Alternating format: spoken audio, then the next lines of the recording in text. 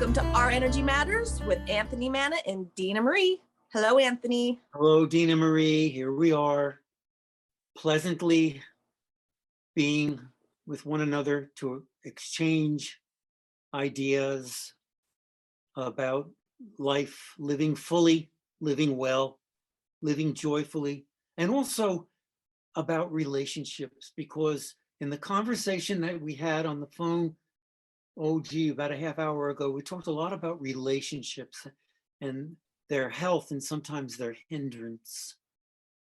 You know, I'm going to start right away with my writing. People should know that we've been meeting. This is the 13th episode. We've been meeting. We first met when you interviewed me on your radio program, Lift Your Spirits, 11:50 AM KKNW. And it was about my book for children called Loukas and the Game of Chance. And we became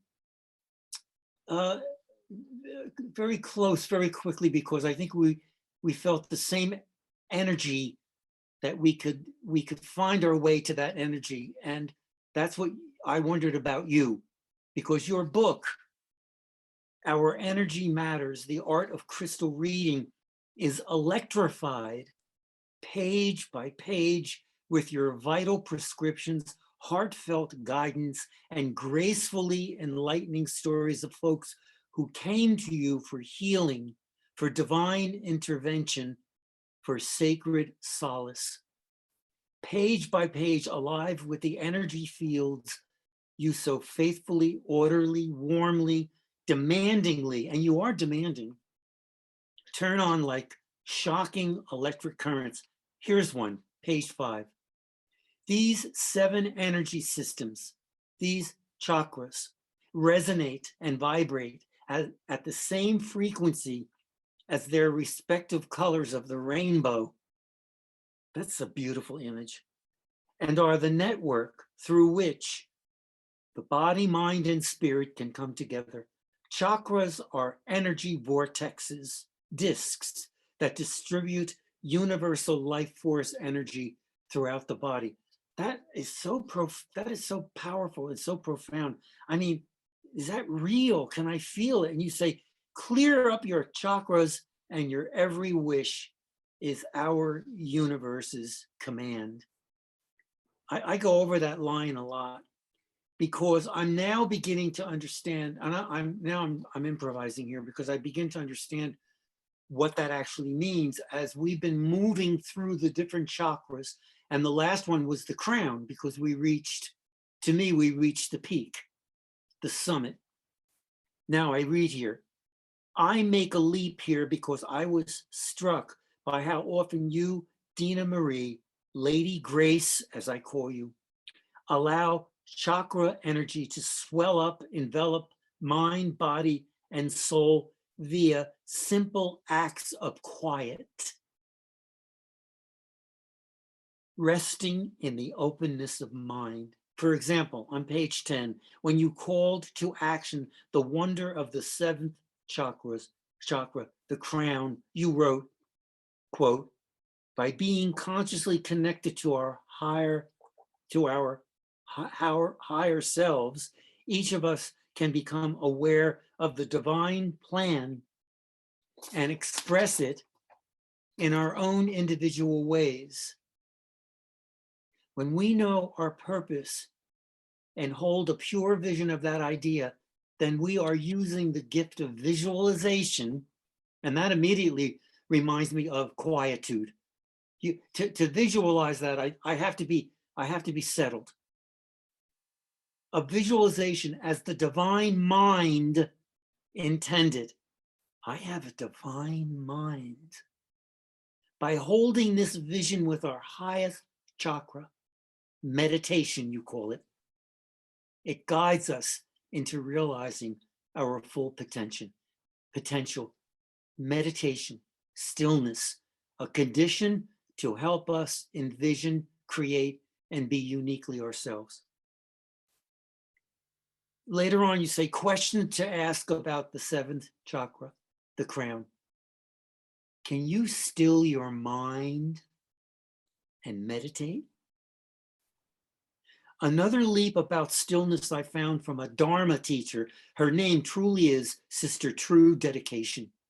And she wrote, I found that the practice of complete stopping, relaxing the body, following my breath,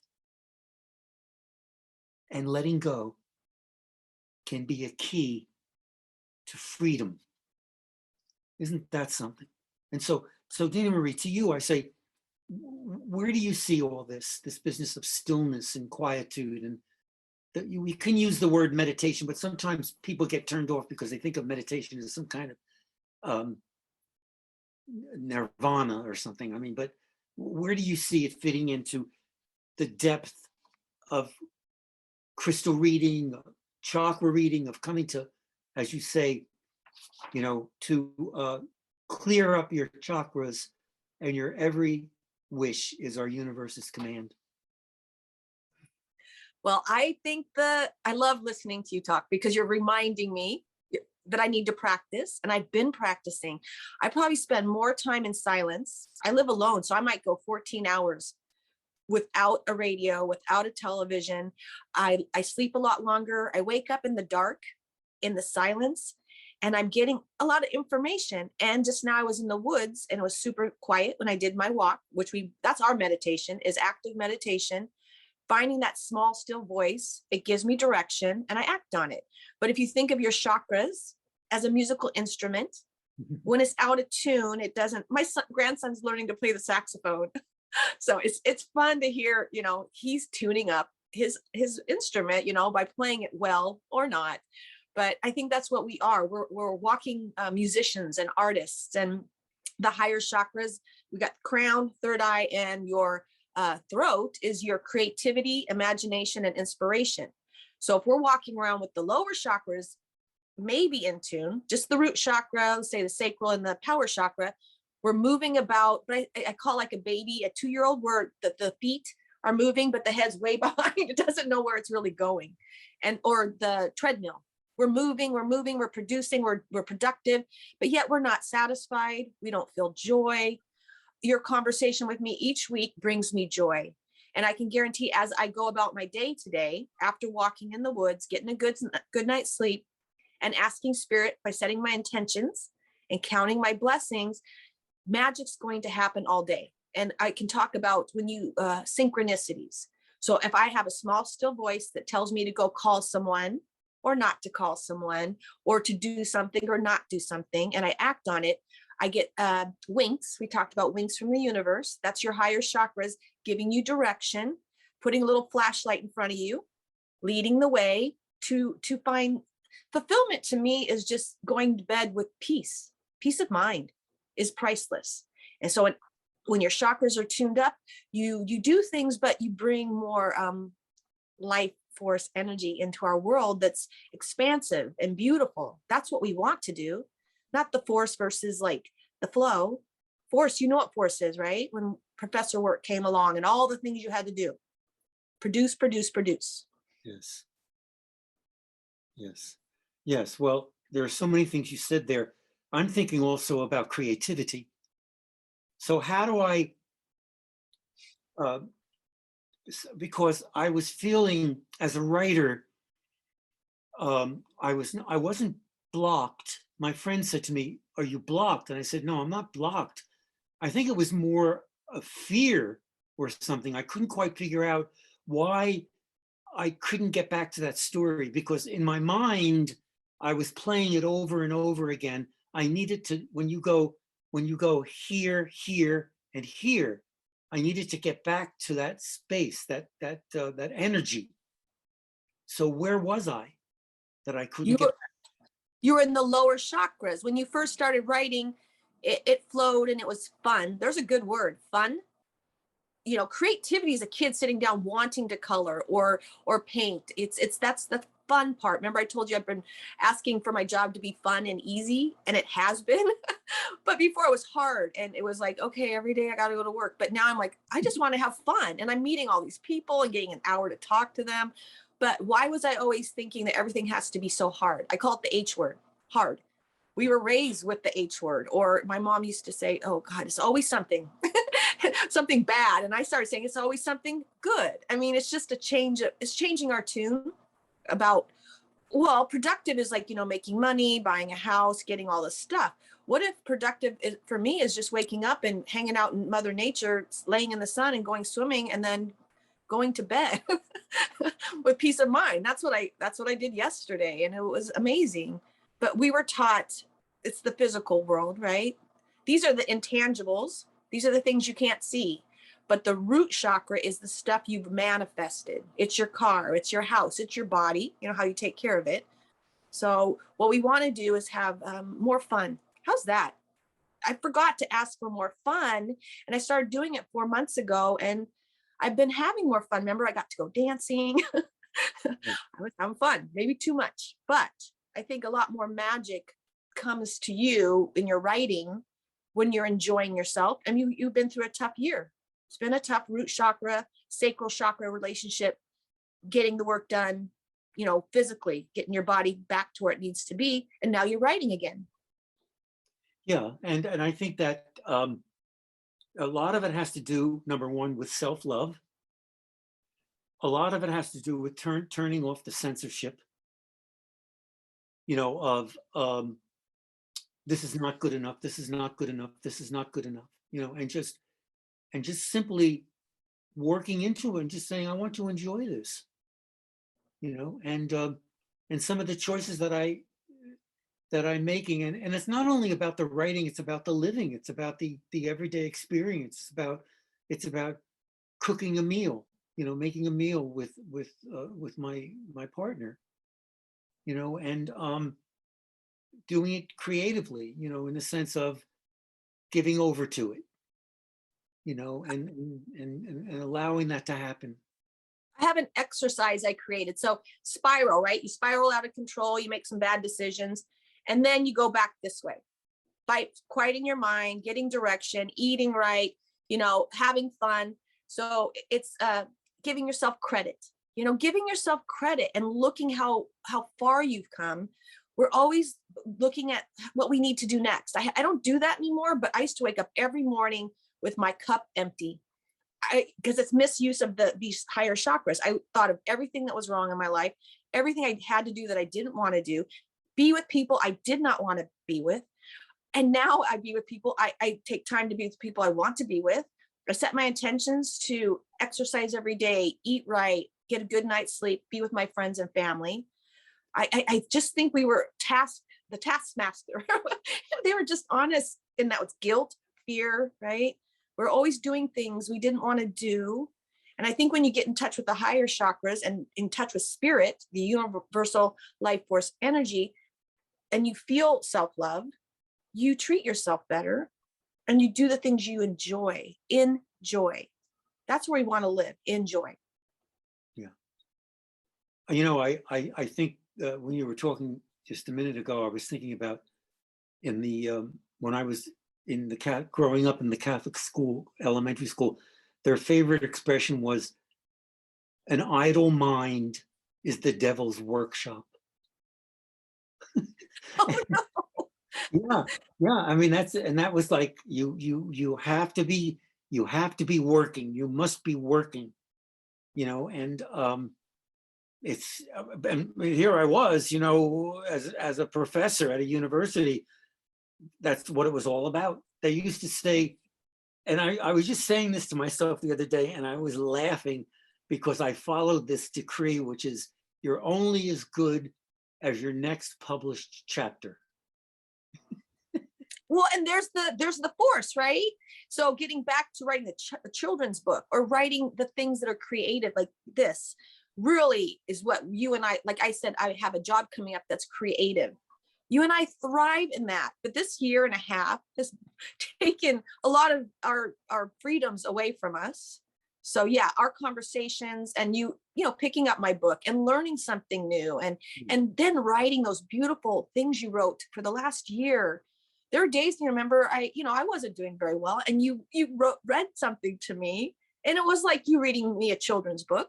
right? You talked about angels and colors and elementals. It so lifted my spirits. So this is a answer to our prayers, you know, having So, our relationship. yes, because and also having the book. I mean, I I mean, in a sense, you know, I always hold it up because I want people to see it. Our reviewers, our energy matters, the art of crystal reading, and the other important is learn how important issue here is learn how to manifest your heartfelt intentions. And way back when you said to me, in the morning or whenever, you can always think of 5 grateful things. And also you can think of what your intention is for the day. And it's really a sip of coffee. Even before I do my morning exercises, or even before I do the yoga sessions that I do online now, a sip of coffee is where the intention could come, which says, may I live this day mindfully, you know? And if I anchor myself in living this day mindfully, then it's like I'm alert, I'm awake, I'm aware by the moment. And that comes up in your book a lot, you know, to be able to be there, because then you recognize who you are. I can't remember the exact quotation, but I saw it last night when I was getting ready. So I am who I am, you know, and then that I think anybody else would think, well, who else could you be? Oh yeah, think about it, baby. Well, I used to have a license plate that said, I am, so are you. And around it said, everything else is an illusion. Yeah. People thought my name was Soru, but it's all good. I am, so are you. And it means we are, and that everything else we create is our dream. So whatever you imagine or create or think about daily is what you manifest. And that's your life, you know? And I think when you are still and you're quiet, that's when spirit can come through. And someone said, you know what's really weird about you, Dena? I'm like, what? You notice the synchronicities, you get the signs, you have the whimsical winks from the universe. And like I said, some people are freaked out by it because they've never had that guidance, playfulness, the light shined right in front of you, where to go next. And so that freaks them out. But for me, I thrive on it. I say, if you don't set your intentions and you don't live in the present moment, you're driving while blind. You're literally driving and you have no idea where you're going. So I thank you, because every time we have our talk, you remind me of what I've written, and it's good stuff, and I'm really proud of it. So thank No, you. you ought to be. Yes, no, I understand that, and that, yeah, that's a good place to end for us, because I mean, I think we go back each time back to the revelations that you allow us to make. Dena Marie is the host of Lift Your Spirits. We're going to end now, folks. Dena Marie is the host of Lift Your Spirits, her weekly radio program on 1150 AM KKNW. Her website is dena-marie.com. My website is www.anthonymanna, that's MANNA, books.com, because if you go there for only one reason, is to look for my interview with Dena Marie. But there are other nice things on that website for getting kids to read, and there are games and activities, etc., for increasing their awareness of why they want to read and why they want to grow up as readers. Well, Dena Marie, again, it's been, it goes too fast. It's been wonderful, and we'll meet again soon. Thank you, Anthony. We'll talk next week. Okay, take good care. Right, bye-bye. Bye.